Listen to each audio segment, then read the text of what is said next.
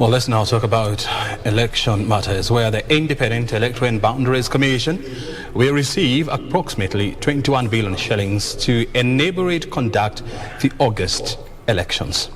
Treasury CS Ukur Yattani says the 21 billion shillings will be an addition to the 22 billion shillings allocated in the current financial year, which completes the 40.9 billion request by IEBC. In August last year, the Independent Electoral and Boundaries Commission, IEBC, pleaded with Treasury to allocate it additional funds to enable it conduct a credible election this year. IEBC claimed it had a 14 billion shillings deficit to its budget. Thursday, Treasury CS Ukur Yattani gave the electoral body a shot in the arm with a 21.9 billion shillings allocation in the upcoming financial year.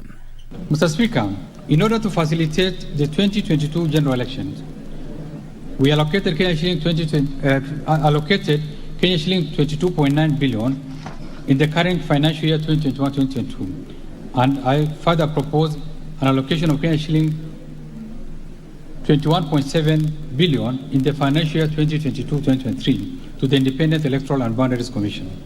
Added to the 8 billion shillings allocated to the IEBC through a supplementary budget signed by President Uhuru Kenyatta earlier in the week, the electoral body now appears to have hit the target of what it says is a bare minimum of the funds required to conduct a credible election.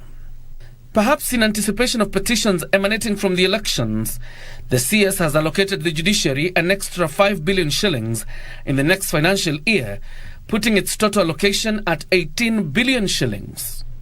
To enhance the oversight and legislative role of Parliament and access to justice, I propose an allocation of Kenya shilling 50.2 billion to Parliament and Kenya shilling 18.9 billion to the judiciary. Ahead of the elections, the security sector was the biggest winner of Yattani's purse with an allocation of 317.8 billion shillings. The security of our nation remains paramount and must be maintained to safeguard the considerable development gains.